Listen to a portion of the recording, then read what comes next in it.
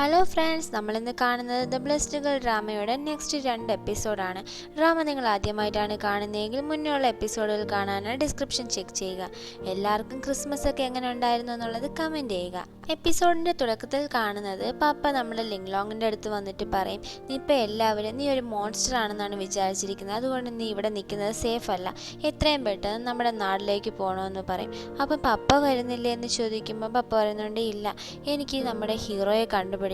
പിന്നെ അതുമാത്രമല്ല, നിനക്ക് നിൻ്റെ പൂർവ്വസ്ഥിതി തന്നെ ജീവിക്കാനുള്ള എന്തെങ്കിലും മാർഗമുണ്ടോ എന്ന് കണ്ടുപിടിക്കണം എന്ന് പറഞ്ഞിട്ട് നമ്മുടെ ഹീറോയിനെ ഒറ്റയ്ക്ക് പറഞ്ഞുവിടുകയാണ്. അവളാണെങ്കിലും ഭയങ്കര വിഷമത്തിൽ അങ്ങനെ ഒറ്റയ്ക്ക് പോകുന്നുമുണ്ട്. അടുത്ത സീനിൽ 2 എപ്പിസോഡായിട്ട് കാണാനില്ലായിരുന്നു നമ്മുടെ ഹീറോയാണ് കാണിക്കുന്നത്. അവൻ നമ്മുടെ ഹീറോയിനെ മനുഷ്യനായിട്ട് തന്നെ തുടരാനുള്ള എന്തെങ്കിലും വഴിയുണ്ടോ എന്ന് കണ്ടുപിടിക്കാൻ വേണ്ടിയിട്ട് ആ ഒരു അഗ്നി നഗരത്തിലേക്ക് വന്നിരിക്കുകയാണ്. അവൻ അവൾക്ക് വേണ്ടിയിട്ട് എന്തെങ്കിലും ചെയ്യാൻ പറ്റുമോ എന്നെല്ലാം കൊണ്ട് അന്വേഷിച്ചുകൊണ്ട് നടക്കുകയാണ്. ഇതൊന്നും അറിയാതെ നമ്മുടെ ഹീറോയിനാണെങ്കിലും അവളുടെ ആ ഒരു നാട്ടിലോട്ട് വരുന്നുണ്ട്. അങ്ങനെ വരുന്ന സമയത്താണ് അവൾ വൂവിനെ കാണുന്നത്. വൂ, നീ ഇവിടെ എന്താ ചെയ്യുന്നതെന്ന് ചോദിക്കുമ്പോൾ വൂ പറയുന്നുണ്ട്, നീ ഒറ്റയ്ക്ക് പോവേലേ, അതുകൊണ്ട് നിന്നെ കൊണ്ടാക്കാൻ വേണ്ടി കൂട്ടിന് വന്നതാണെന്ന്.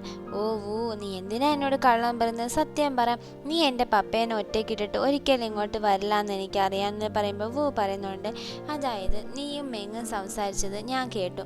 നിനക്കിനി 1 വർഷമേ നിനക്ക് നീയായിട്ടിരിക്കാൻ പറ്റൂ. അത് കഴിഞ്ഞാൽ നീ ദൈവത്തിൻ്റെ ആ ഒരു കൺട്രോളിലാവും എന്നുള്ളതല്ല. അത് നീ എപ്പോഴാണ് നിൻ്റെ പപ്പയോട് പറയാൻ പോകുന്നത്? എനിക്കറിയാം, നീ ഇതൊക്കെ എല്ലാവരോടും പറയാൻ ഒരുപാട് പേടിക്കുന്നുണ്ട്. അതുകൊണ്ടാണ് ഞാൻ നിന്നെ കാണാൻ വേണ്ടി വന്നത്. പിന്നെ നിൻ്റെ പപ്പ ഇന്നലെ എല്ലാവരുടെ മുമ്പിൽ എത്ര ധൈര്യമായിട്ടാണ് നീ ഒരു മോൺസ്റ്റർ ആണെന്നുള്ള കാര്യം വെളിപ്പെടുത്തിയത്. ആ പപ്പയോട് നീ എന്നായി ധൈര്യത്തോടെ ഇതൊക്കെ പറയും എന്ന് ചോദിക്കുമ്പോൾ നമ്മുടെ ലിങ്ലോങ് ആണെങ്കിൽ ഭയങ്കര വിഷമിച്ച് നിൽക്കും. ആ സമയം നമ്മുടെ വൂ ആണെങ്കിൽ അവളെ ഹഗ് ചെയ്യുന്നുണ്ട്. എന്നിട്ട് കരയേണ്ട സാരമില്ല, പോട്ടെ എന്ന് പറയും.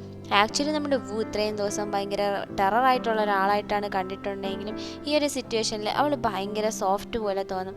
ആ ഒരു ഹഗ് ചെയ്ത് നിൽക്കുന്ന സമയത്ത് വൂവിന് എന്തോ ഒരു ശബ്ദം ആ കാട്ടിനകത്തുനിന്ന് കേൾക്കുന്നുണ്ട്. പക്ഷെ അത് നമ്മുടെ ലിങ്ലോങ്ങിൻ്റെ അടുത്ത് പറയത്തില്ല. അതിനുശേഷം വൂ പറയും, നമുക്ക് പിരിയാനുള്ള സമയമായി, ഞാൻ ഇങ്ങോട്ട് പോവാണ്, നീ പൊക്കോ എന്ന് പറഞ്ഞ് അവളെ പറഞ്ഞു വിടുന്നുണ്ട്. നമ്മുടെ വൂ ആണെങ്കിൽ അവളെ പറഞ്ഞു വിട്ടതിന് ശേഷമാണ് കാടിനകത്ത് എന്താണ് ആ ശബ്ദം എന്നറിയാൻ വേണ്ടി നോക്കുന്നത്.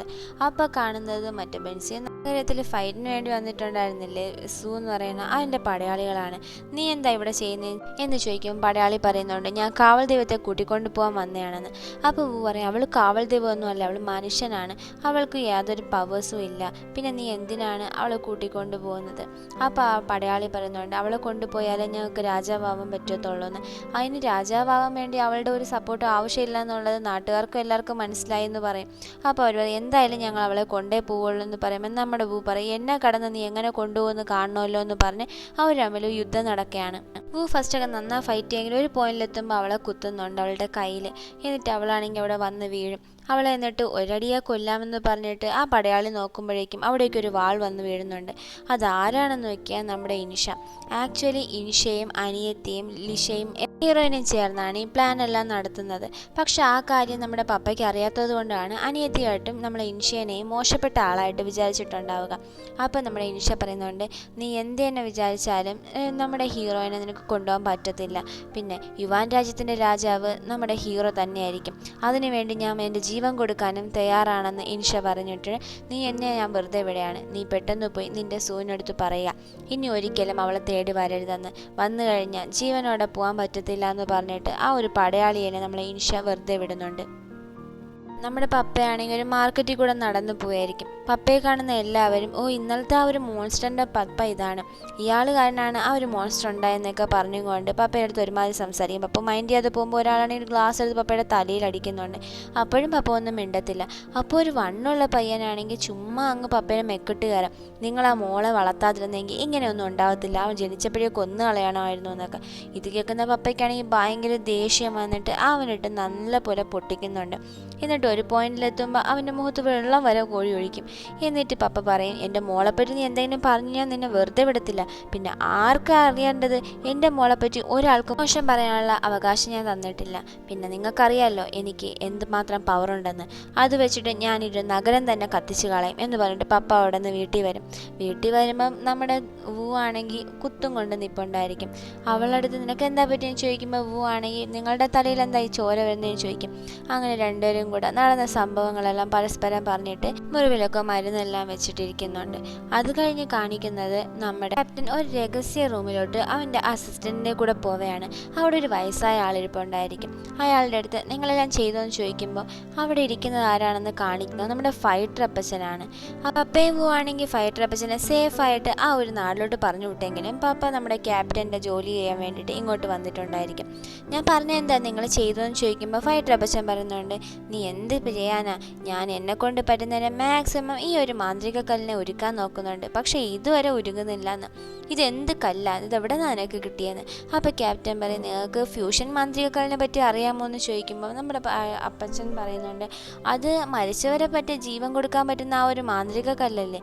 അല്ല, അതിനെപ്പറ്റി എന്തിനാ നീ ഇപ്പോൾ സംസാരിച്ചതെന്ന് ക്യാപ്റ്റനോട് ചോദിക്കുമ്പോൾ അവൻ പറയുന്നുണ്ട്, ഇത്രയും പറഞ്ഞില്ലേ ആ ഒരു മാന്ത്രിക കല്ലാണ് ഇതെന്ന്. ഇതോ മാന്ത്രിക കല്ലോ എന്ന് അത്ഭുതത്തോടെ അപ്പം ചോദിക്കുമ്പോൾ ക്യാപ്റ്റൻ പറയുന്നുണ്ട്, ഞാനൊരു ആക്സിഡൻറ്റിൽ എൻ്റെ കാലിന് വൈകല്യം സംഭവിച്ചു, എനിക്കിനി എണീറ്റ് നടക്കാൻ സാധിക്കത്തില്ല, അതുകൊണ്ട് തന്നെ ഞാൻ പറഞ്ഞ കാര്യം എത്രയും പെട്ടെന്ന് എനിക്ക് ഉണ്ടാക്കി തരണം എന്ന്. ഇവരിങ്ങനെ സംസാരിച്ചുകൊണ്ടിരിക്കുന്ന സ്ഥലത്തേക്ക് നമ്മുടെ ലിഷ വരുന്നുണ്ട്. നീ എന്തിനാ എന്നെ ഇവിടെ കൂട്ടിക്കൊണ്ടുവന്നെന്ന് ക്യാപ്റ്റനോട് ചോദിക്കുമ്പോൾ അവൻ പറയുന്നുണ്ട്, അപ്പൂപ്പനാണെങ്കിൽ ആ ഒരു മാന്ത്രിക കല്ല് ഒരുക്കാൻ പറ്റുന്നില്ല, നീ അതിനെ ഹെൽപ്പ് ചെയ്യണമെന്ന്. ഭയങ്കര കുട്ടിത്തമുള്ള അവളാണെങ്കിലും ഓക്കെ എന്ന് പറഞ്ഞിട്ട് ക്യാപ്റ്റനെ ഹെൽപ്പ് ചെയ്യാൻ വേണ്ടി നിൽക്കുന്നുണ്ട്. മുന്നുള്ള എപ്പിസോഡ്സിൽ പറഞ്ഞിട്ടുണ്ടായിരുന്നു ലിഷയ്ക്ക് ഒരുപാട് പവേഴ്സ് ഉണ്ടെന്ന്, അതുകൊണ്ട് തന്നെ അവളുടെ ആ ഒരു പവേഴ്സ് ഉപയോഗിച്ചിട്ട് ആ ഒരു മാന്ത്രിക കല്ല് ഉരുക്കുന്നുണ്ട്. അങ്ങനെ അവർ സംസാരിക്കുമ്പം അപ്പച്ചൻ ചോദിക്കും, നിൻ്റെ അമ്മയും പപ്പയും ആരാ, നിൻ്റെ പേരെന്താന്നൊക്കെ. അപ്പോൾ ലിഷ ആണെങ്കിലും എനിക്ക് പാരൻസ് എന്ന് പറഞ്ഞിട്ട് ആരുമില്ല, എന്നെ വളർത്തിയത് മെങ്ങെന്ന് പറയുന്ന ഒരാളാണെന്ന് പറയും. അങ്ങനെയൊക്കെ സംസാരിക്കുമ്പോൾ അപ്പൂപ്പൻ പറയും, ഓ എൻ്റെ കൊച്ചുമോളായിട്ടുള്ള വൂവും ഇങ്ങനെയാണ്, ഒരുപാട് സംസാരിക്കുമെന്ന്. വൂവിൻ്റെ പേര് കേൾക്കുമ്പോൾ ലിഷയ്ക്ക് മനസ്സിലാവും അത് വൂ ആണെന്നുള്ളത് തന്നെ. അപ്പോൾ അവൾ പറയുന്നുണ്ട്, അപ്പച്ചൻ്റെ വൂ എൻ്റെ അടുത്ത ഫ്രണ്ടാണ്, നമ്മളൊക്കെ നല്ല പരിചയക്കാരാണെന്ന്. അപ്പോൾ അപ്പച്ചനും പറയുന്നുണ്ട്, ഓ അപ്പം നമ്മളെല്ലാം ഒരു കുടുംബമാണല്ലേ എന്ന്. ആ സമയം ലിഷ ചോദിക്കും, അപ്പച്ച നിങ്ങളും നമ്മുടെ ക്യാപ്റ്റനും സംസാരിക്കുന്നതെല്ലാം ഞാൻ കേട്ടു, ഈ ഒരു മാന്ത്രിക കല്ലിന് ഒരു മരണം നടന്നു കഴിഞ്ഞാൽ അതിനെ രക്ഷപ്പെടുത്താൻ വരെയുള്ള പവറുണ്ട്, അങ്ങനെ ഇരിപ്പിക്കുമ്പോൾ ഈ ഒരു മാന്ത്രിക കല്ല് വെച്ചിട്ട് ഒരു വർഷത്തിൽ തന്നെ ദേവതയായിട്ട് മാറാൻ പോകുന്ന നമ്മുടെ ഹീറോയിനെ ആ മനുഷ്യനായിട്ട് മാറ്റാൻ വേണ്ടി സഹായിക്കത്തില്ലെന്ന് ചോദിക്കുമ്പോൾ അപ്പച്ചൻ അറിഞ്ഞ് മറുപടിയില്ല, കാരണം അപ്പച്ചൻ അതിനെപ്പറ്റി ഒന്നും അറിയത്തുണ്ടാവില്ല. അപ്പോൾ ലിഷ പല രീതിയിൽ ചോദിച്ചിട്ടും അപ്പച്ചൻ പറയുന്നുണ്ട്, നമുക്ക് എത്രയും പെട്ടെന്ന് ഇത് ഉരുക്കി ശരിയാക്കാം, എന്നാൽ മാത്രമേ ഇതിൻ്റെ പവേഴ്സ് എന്തൊക്കെയാണെന്നുള്ളത് കണ്ടുപിടിക്കാൻ പറ്റുള്ളൂ. ലിഷ, സമയം ഒരുപാട് പോകുന്നുണ്ട്, നമുക്ക് എത്രയും പെട്ടെന്ന് ഈ ഒരു മാന്ത്രിക കല്ല് ശരിയാക്കാം എന്ന് അപ്പച്ചൻ പറയുന്നിടത്ത് ഈ ഒരു 32ാമത്തെ എപ്പിസോഡിലൂടെ അവസാനിക്കുകയാണ്. അടുത്തിനി എന്തൊക്കെ നടക്കും എന്നുള്ളത് വരുന്ന എപ്പിസോഡിൽ നമുക്ക് കാണാം. നിങ്ങൾക്ക് ഈ വീഡിയോ ഇഷ്ടമായെങ്കിൽ ലൈക്ക് ചെയ്യാൻ മറക്കല്ലേ, കൂട്ടുകാർക്കൊക്കെ ഷെയർ ചെയ്ത് കൊടുക്കുക, ഒരു സ്മൈലി എങ്കിലും കമൻറ്റ് ചെയ്യുക. പിന്നെ ചാനൽ സബ്സ്ക്രൈബ് ചെയ്യാതെ കാണുന്ന കൂട്ടുകാരൊക്കെ സബ്സ്ക്രൈബ് ചെയ്ത് സപ്പോർട്ട് ചെയ്യുക. അടുത്തൊരു വീഡിയോയുമായി വീണ്ടും കാണുന്നവരെ ടാറ്റാ.